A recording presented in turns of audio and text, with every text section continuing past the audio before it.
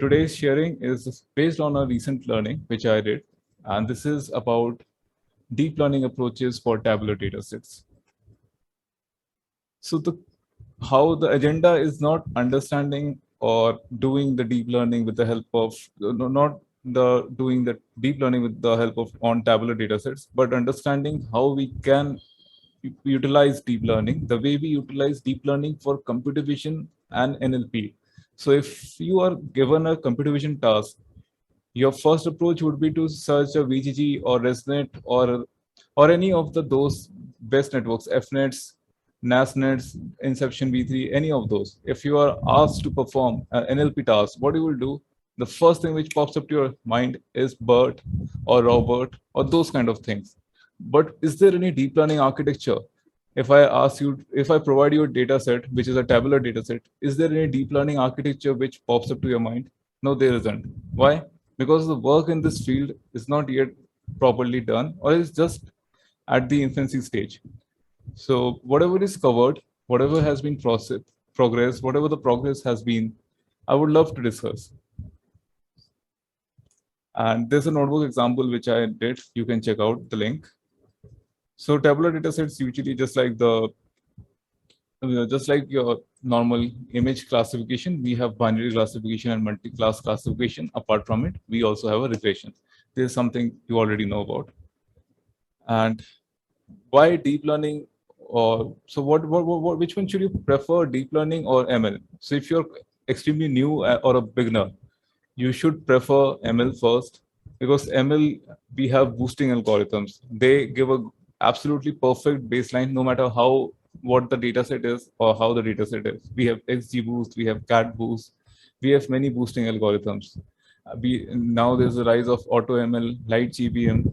Those are kind of algorithms which are giving a generic result. But if you want something which is doing something great, which is doing feature transformation, which cannot be humanly, which is not humanly possible, then the best way is deep learning. The reason being, like, if you want like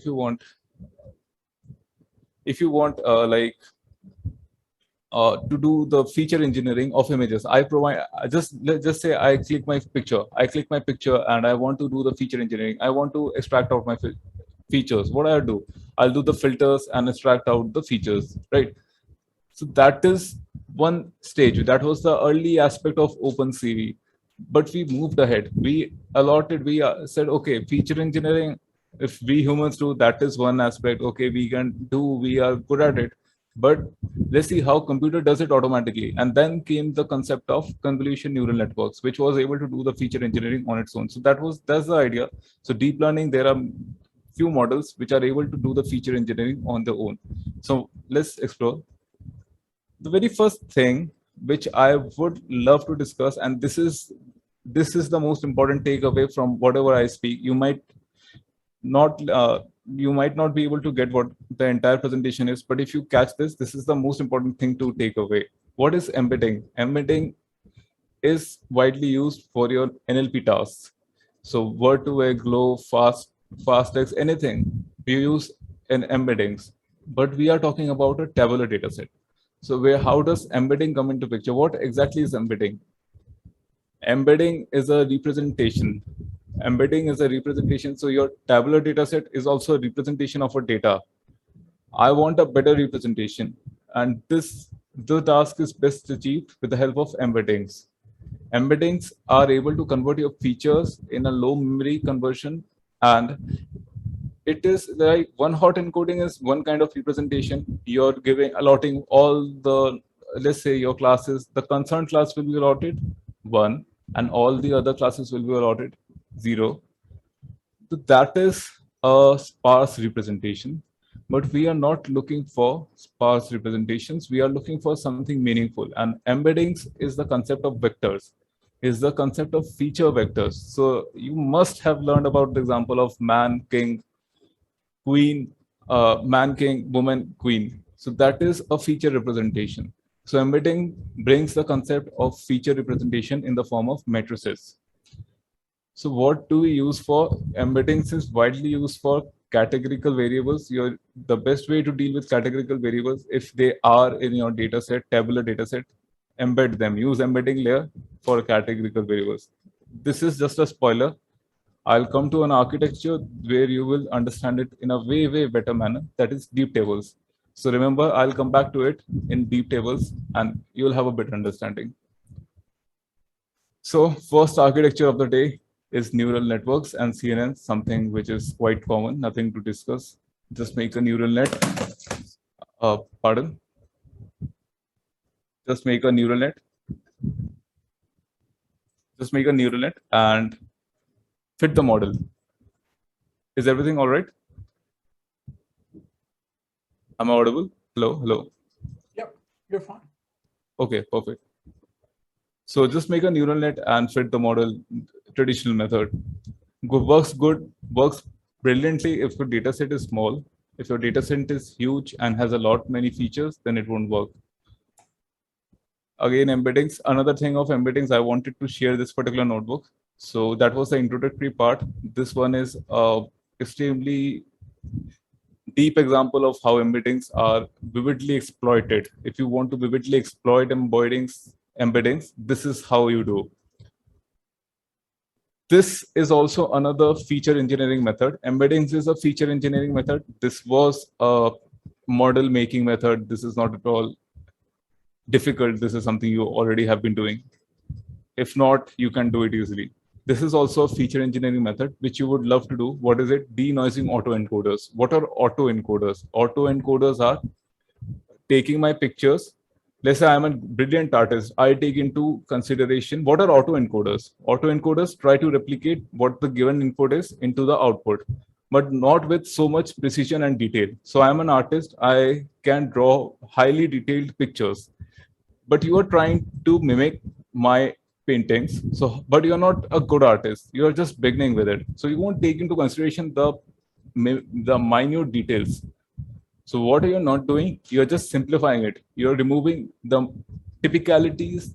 You're not being meticulous. You're not focusing on the minor details. What are you doing? You're removing the noises. So that is how autoencoders are brilliant in noise removal. This is usually the concept of images. If you have an image which is quite noisy, you use autoencoders. Now, what denoising autoencoders? Denoising autoencoder is an architecture which is widely used for tabular data sets.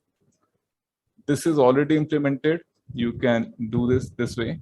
So the main purpose of denoising autoencoders, which you must remember, is if your data set is quite sparse, it has a lot of outliers, denoising autoencoders gives a better representation and improves the performance widely. But you need to test out whether or not it is happening. Proceeding to TabNet. TabNet is another architecture. So what am I doing? I'm like, you must have discussed image classification task. How do you discuss image classification? You start with BGG16, then we proceed to ResNet, then we proceed to GoogleNet, then we proceed to FNets. So that is what I'm doing. I started with embeddings, then I started with for tabular data set. So we are now proceeding to TabNet, which is attention-based, or what do you say, transformers.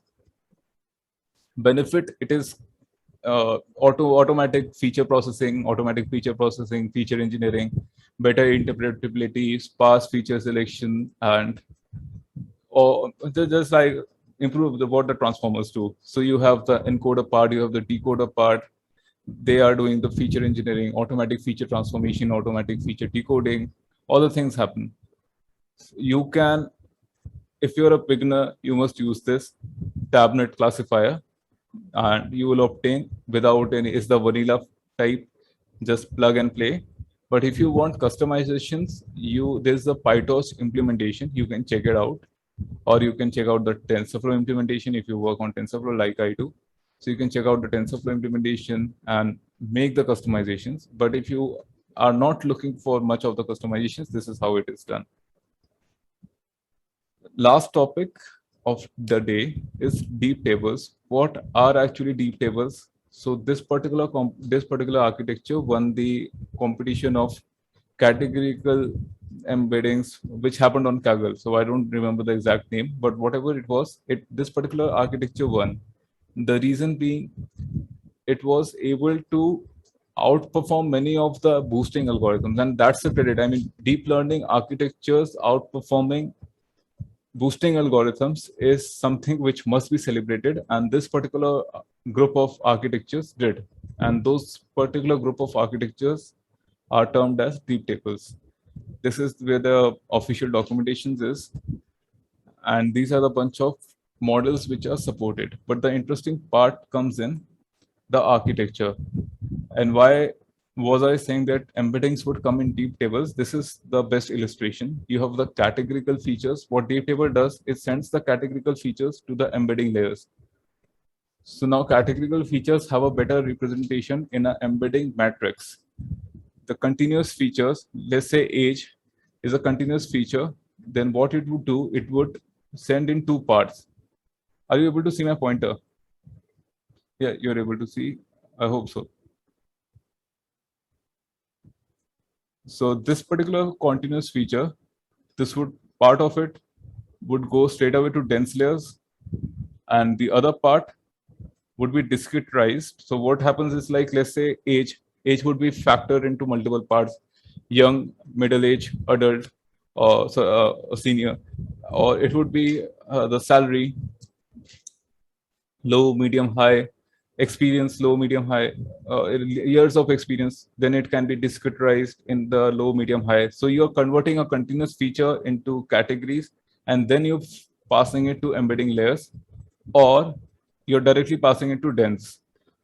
Then what happens in deep tables is we have selected the neural networks we want. There are multiple neural networks which are supported.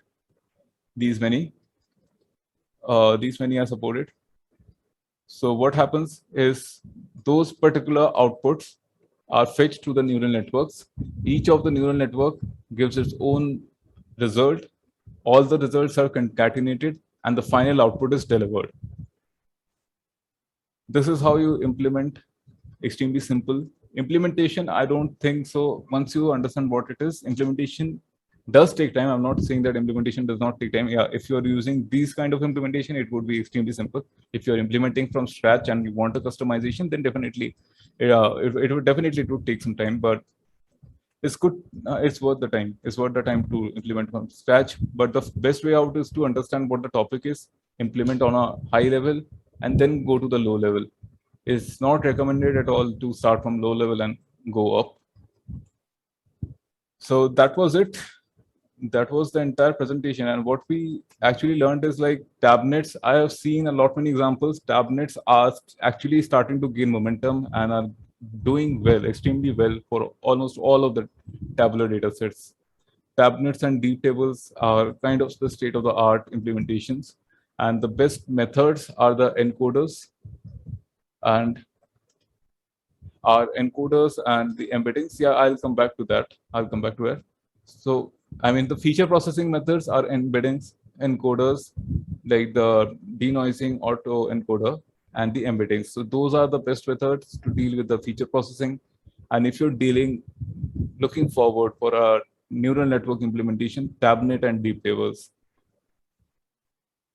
I think this is what we learned. What we learned is actually, like, many times, like, features are encoded for the user's privacy. So what we do, feature engineering is not possible on those cases, and the trend is increasing. I mean, with the rise of concern in the data privacy, there are less and less features which are being disclosed, and many of the features are encoded for the privacy perspective. So what is better is we should start planning a shift towards auto feature engineering. So, like, even if we do auto feature engineering, the better we pass the input, the better would be the output. Ultimately, it's the concept of garbage in, garbage out, or the better you give, the better you get, right? So that was it. Ultimately, if I have to summarize it, it was the two parts. First was the feature engineering. If you are using deep learning, the first is embedding, always embedding. And the second is, if possible, try to use de-auto encoders, denoising auto encoders. And the modeling part is tabnets and deep tables. Those are the ones which are widely and vividly used. These are few competitions worth attempting. The datasets are good and quite prominent. You would find good notebook references if you want to search. If you want to reach out to me, here you can find me. Via email, via LinkedIn. These are my social profiles. If you want to follow, you can follow. I have a YouTube channel where I keep posting something or the other. You can follow me over there as well. If you have anything to ask, you can reach out to me. I hope this session was helpful. This was something I could find that would give a good introduction. I didn't want to actually get into the depth. I wanted to introduce to the overview or the concepts of what actually happens if you are using deep learning for tabular dataset. If you're using deep learning for tabular dataset, these are the things which should be there in your mind. There's a lot. I mean, there's a lot, but if you are starting with this would be a good platform or a good base to start with, and you can keep on adding and stacking on top of this. But the key takeaways are these. I hope the session was helpful. Please ask any question if you have to. Please open your mic and begin. Feel free to ask. I think there were a few questions in the chat.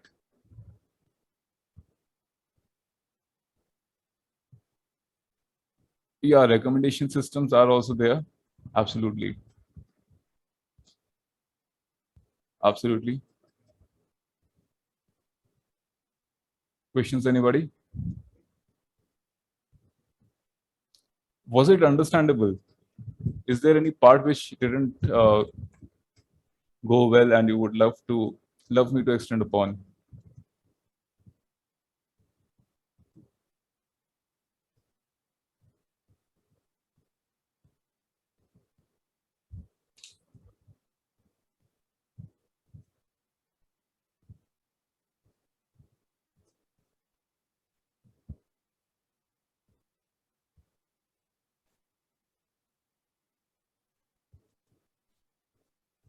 All right.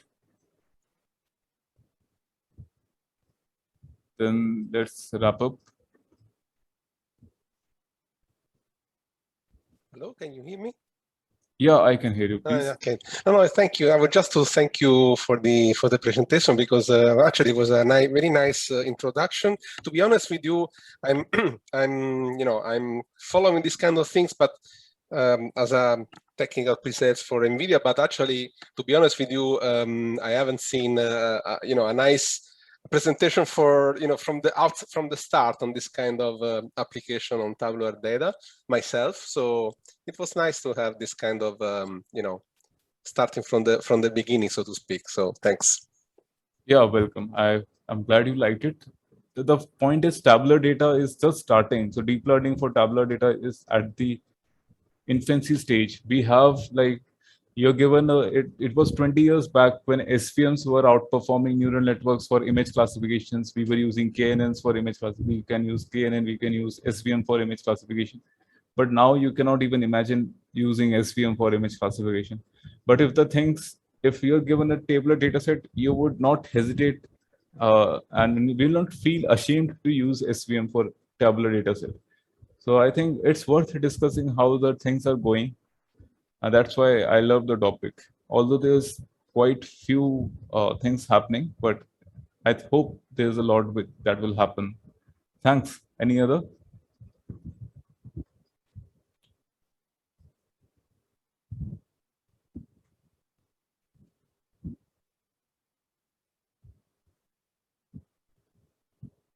I'm curious about, and again here, I'm curious about these Kaggle competitions, whether you are able to apply deep learning models on tabular data-based kind of Kaggle competitions, and actually you experience better results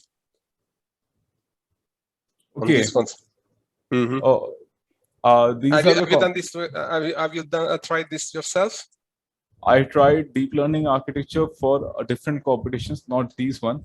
These ones I selected because these ones are quite famous competitions. So you would find a good amount of resource. The competitions I tried or the datasets I tried were not actually these ones. Okay. These ones are extremely popular data sets. Home credit risk, default, these are extremely popular data sets. Okay. And these have a lot of work done on them. So even if you learn something, these are the best place to implement. There is a Zillow data set, there's a New York City taxi prediction data set. There are multiple data sets. So these are one of the topmost data sets. That's why I picked them up. Okay.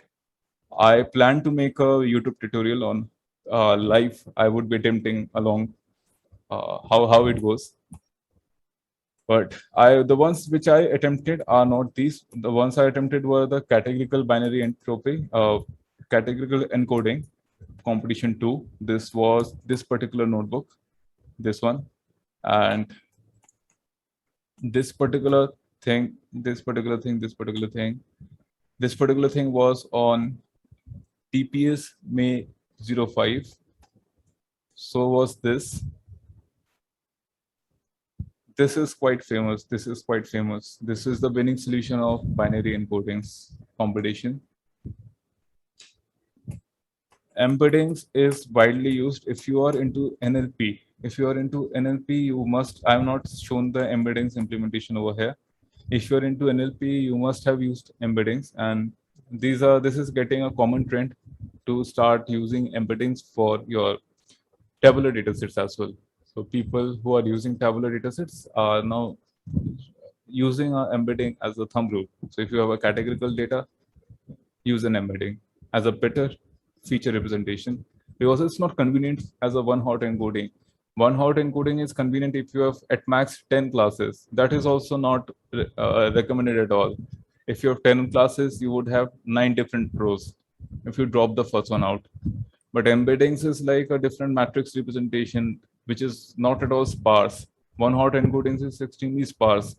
So embeddings is not sparse, is a feature vector representation, which is something definitely boosts up the performance and gives and allots the meanings. So that's why I think the key takeaways, and I did implement this particular thing. Embeddings, I did implement embeddings. This is just an introductory example. This I did. You can check out the notebook. You will get an understanding. You can check out my profile as well. You would understand how the things happen. Anything else?